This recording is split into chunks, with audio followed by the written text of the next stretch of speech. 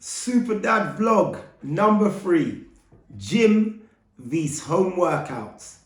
Which one's the best? Thank you. Welcome back again. If this is the 3rd episode you're watching, you're a supporter. So thank you. For all you newbies, make sure you stay tuned in. I'm going to try and drop a vlog every week, okay? I'm going to keep up with it. I'm going to stay consistent to my word. So every week, watch out.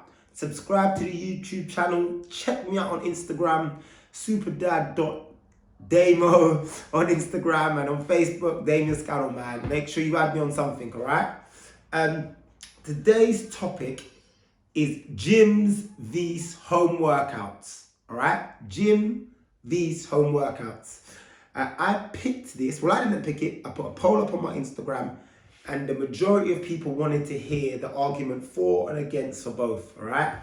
To introduce it, last 7-8 months, we've been in a pandemic, people. Wow, a pandemic. What has happened? It's like a Hollywood movie. Don't leave your house. You can't go to work. It has been crazy. 6, 7, 8 months of complete Hollywood script, all right? During that period, a lot of negative stuff has happened, all right? And I'm not going to compare negative stuff as in deaths to gym, not being able to go to the gym, but not going to the gym was a big thing. And people was concerned how they were going to stay healthy. Home workouts took over the world. I did one. Subscribe. If you're already a subscriber, I've got like 30 live workouts. Make sure you do them. But yeah, people started doing lives, and everyone started jumping around their living room or in their garden, and it was all body weight again. Fantastic. I enjoyed it. Listen, I'm a gym owner, so I'm the most unbiased person in this argument. All right? Completely unbiased. But I loved it. Well, last couple of weeks I've been doing some gym stuff, but I love home workouts. So yeah, the big thing I'm getting at here is, has home workouts replaced gyms? What's the argument? I've picked 5 categories. We're going to have a 2 and 4 for both on each category, and then we're going to pick a winner. The winner's going to get a point. So it's only 5 categories, so someone's got to win, all right? Big thing is, it's my perspective, all right? And the feedback I get. If you disagree with anything I have to say, make sure you leave a comment. Make sure you message me. I want to hear it. Man. I'm in the industry. I love it, man. I've got a community of super dads that would love for me to improve what I do. So you could help me with that. What else have we got to discuss before? Yeah, so it's just the credentials of each category, home workouts or gym workouts, and we see who wins. All right? First category. Equipment. It seems like a no-brainer. It's 1-0 already to gyms, obviously. Gyms have better equipment than home workouts. Clear as day, obvious. But listen up. I'm gonna make a case for home workouts. All right. This is entirely from my perspective. No feedback. I found that a lot of gym equipment is glorified. I find that, and I find that it's more to keep us occupied in the gym as opposed to be effective. I think the majority of things you want to work on, especially if you haven't got a high-end specific goal, like you want to be an elite bodybuilder or a footballer, I think you can fulfill the majority of stuff at home with barely any equipment. But I'm not saying gyms win this one. 1-0 gyms, but I'm just saying, think about it. The equipment looks amazing in a gym, but how much of it are you using? And how much of it is a necessity? That's what I'm saying. But gyms win. Clear as day, gyms win 1-0. Okay? Second up, number 2 is environment. All right, the environment. This is, again, it's a no-brainer. 2-0 to the gyms. But please take this into consideration. Gyms are set up to please. They're a service, okay? So the service for a gym requires music, group classes, an element of socializing. So it's set up for environment. Home workouts are results-based, all right? For me personally, if you want to create an environment at a home workout, it's entirely on you. I've started to do it. I've learned a few tricks to create more of an atmospheric, gym atmosphere style training environment, all right? Gyms still win, clear as day. 2-0 environment gyms, all right? But home workouts are they're lagging a little bit behind with this, and I think they'll catch up, I think they'll start making more, you know, the way technology is going, a more of a savvy way to create an environment, like the Zoom classes. But I still feel that there's still like a bit of dead interaction with Zoom classes. It's a bit forced.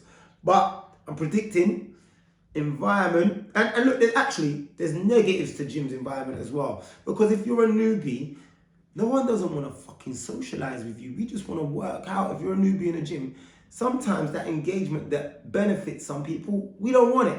But I'm still going to give that one to gym. All right? Environment, 2-0 gym. Practicality. So, we've already spoke about equipment, all right? So if we're talking about equipment and practicality, I would say if that was the sole factor contributing towards practicality, gyms would win. But it's not. It's not. Practicality consists of more. This is a good one, practicality. Practicality is how we define it, but I'm going to say practicality. Goals. So we go to the gym or we do home workouts to get results, okay? Whether the results be physical or mental, whatever they may be. We do these particular things to get results, all right? So practicality would be, how practical are these two facilities to get you them results? Home workouts win. It's obvious. Consider this, all right? The majority of my audience or the people I work with are parents, working parents who have a social life, yeah? May even still be educating themselves to a degree. Who the fuck can get to the gym? Who? You tell me this 5 times a week. If we are factoring in exercise into our lifestyle as a daily thing, or most days, who the fuck can get to the gym 5 or 6 times a week? Unless you live on a high street where there's a gym or you so happen to have a studio next door, then you can. But the majority of us need to drive or catch public transport to a gym. Practical? No. Home workouts? Yes. If your gym session is 45 minutes long, your journey to the gym is 20 minutes long, the changing time, or I don't know, parking, the costing, we're going to discuss cost later, but parking and so on, your 45-minute gym session expands out. You're spending 2 hours at the gym, even though you're spending 45 minutes on the gym floor. Same session can be achieved at home in 45 minutes. I know what you're going to say, but the gym has the equipment to help you achieve them results. Listen, that for me is a very uneducated answer, all right? People have been getting results way longer than machinery, okay? Take that into consideration. Even if we look at high-end bodybuilders who we would deem to have the most aesthetic look in the industry, they use what? Dumbbells. And look, when we're talking about practicality, listen, I think dumbbells sufficient. The dumbbells are sufficient. You don't need machines, and you don't need a pull-up bar at home. Like, home workouts win practicality. Not prepared to discuss that. Just spoke about it. Costing. That's the next one up. So what is it? It's 2-1. 2-1 gym. Costing. All right. So this was a tough one for me to discuss. All right. And I've picked these categories based around the topics in which I deem to be hindrances or issues that people bring up when they're going on a journey. So costing is a big one. Gyms, all right? We can get a gym for $9.99 a month now. Home workouts, they're free, all right? So then we've got to bring quality into it. So then a good gym, leisure centre, 200 quid, 100 and something quid.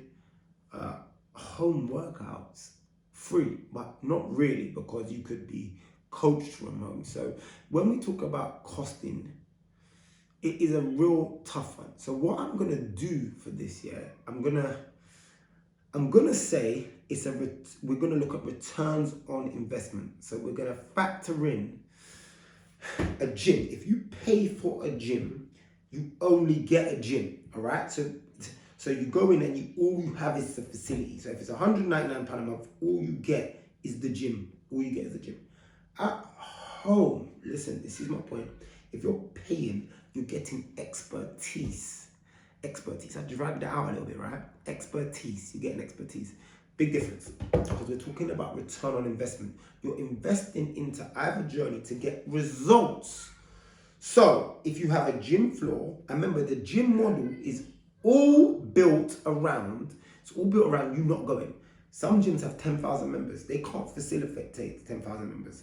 So gym model built around you not going. £180 a month. Hoping you don't go.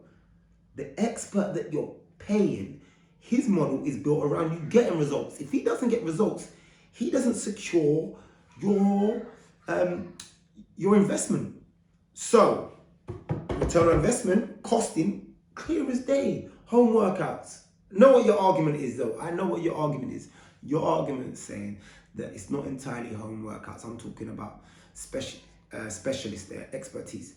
But my point is, when we bring costing into home workouts, we would be employing an expert or someone in that field. Otherwise, there's no cost. Gyms, the model is you don't go.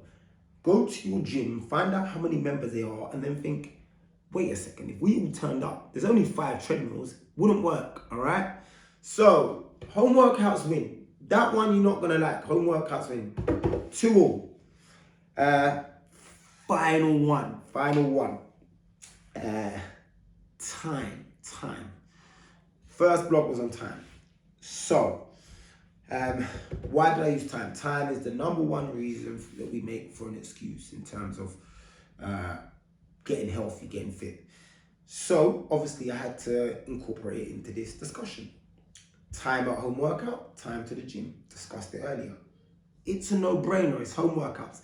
I'm gonna seem like I am heavily swayed towards home workouts. And I am, I'm just gonna be honest. Because I'm about helping people. If you want to help people and you want to go beyond the facility, a little bit of contradiction. If you want to help people and outreach and help more people than you can physically get your hands on, it's done through home workouts, okay? It's done through home workouts. And that's me as a person. But to be honest, as an individual also doing home workouts, I understand it is way more time efficient to do it at home. If I've been at work all day, if I pick the kids up from school, if I have 40 minutes, it makes sense for me to try and get 40 minutes of exercising at home rather than spending 10 minutes to get to the gym, 20 minutes at the gym and 10 minutes on my way back. Impractical. Use the word earlier, it's impractical. Time is the most valuable asset we have, all right? Simple. I've come to the conclusion that in this very stressful society, the thing we get stressed about most, other than money, is loss of time, losing quality time. The gym, however fabulous and however great the environment may be, it swallows up a lot of our time, all right? So, and I think a lot of you non-gym goers would benefit massively from going the home workout route. So if you've struggled to get fit and healthy before, this is your time. Try some home workouts. A few pros and cons to home workouts. Because, look, it's 3-2 to home workouts, save one. Hooray! Yeah, a few cons to home workouts, yeah, is home workouts are non-specific, okay? And I think they're finding their feet. So when I'm talking about home workouts now, I'm not talking about you've gone to someone and then they've advised you or it's it's a specialist and he's told you to do that. I'm talking about home workouts that we access online and we go. So a lot of people come to me and they find that they go on these home workouts, they burn loads of calories and they plateau pretty early. This is because these home workouts are designed for YouTube like mine. They're not designed for your specific needs. So I think home workouts will start refining and become more niche orientated and start attacking particular parts a little bit more. So home workouts are a little bit behind there, all right? And who knew 8 months ago that we'd all be jumping around our living rooms? No one. Okay, so I'm gonna give home workouts the win, 3-2. Fabulous. And remember, I'm a gym owner, so I've gone on and I've put my hands up. I've lost to home workouts, but I also know I'm also for you lot. If you are going to the gym, you should still have home workouts as part of your routine. Fact, unless you're going to the gym 5 times a week or 6 times a week, depending on what your goals are. Question time. I'm going to do question time. I'm going to give a few suggestions on what you should have in at home, possibly some home workout equipment, because I thought that would be a good idea. And then I'm going to conclude. All right? Question time. Question number 1. All right. So a lot of you lot's questions are they're non-specific. So if you want my answer to be more specific, ask a more specific question. Listen to this question. When should I start taking protein? I've been training for 12 weeks. What are your goals? I don't know. When should I start taking protein? Are you protein deficient? Have you been monitoring your diet? Look, these questions are common as well. It's not as simple as that, man. Like, what are your goals? That's a big one. Look, if you're gaining mass, I don't know, doing a lot. You want to grow your chest. You want to be a 5K runner. I don't know. Your goals specify the requirements of the protein intake you should have. All right, and a lot of people are over consuming it because it's sold. Put it that way. You might know better than me. I just think it would be more specific to your goals. If you've been training for 12 weeks, but your calorie intake is fine and your protein intake is fine through your foods, why would you consume more protein? I don't know. It's just my take on things. Tell me your goals and I'll be able to help you. Next question. What is the best cardio to do? Okay. Your goals again, but I'm gonna create. Just say if your goal, just say if you want to improve cardiovascular endurance. So like you want to be able to run for longer, yeah? Or you want to be able to sustain exercise for longer. The best cardio, I don't know. It would be down to your preference. But it would be the style in which you train that cardio. Okay, your approach, your intensity towards that cardio. So if you wanted endurance, which is a more prolonged style of training, you would you would do longer runs, or you'd row for longer, or you would swim for longer. And if you was focusing on building, you wanted to short-term blasts of explosive, you'd train towards that. Does it make sense? So it's more to do with your goal and what you want to achieve. It's not a best cardio to do. I think what you was a lot of people think is running. It's not running. Tough question to answer because it's not really specific. Those are my 2 questions I picked. I picked them on purpose because I get a lot of non-specific questions. So please ask specific questions.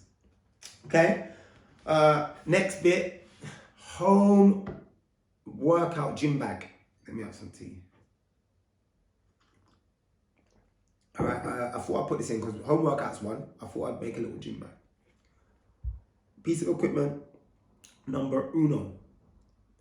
Dumbbells, all right? Dumbbells, get some dumbbells.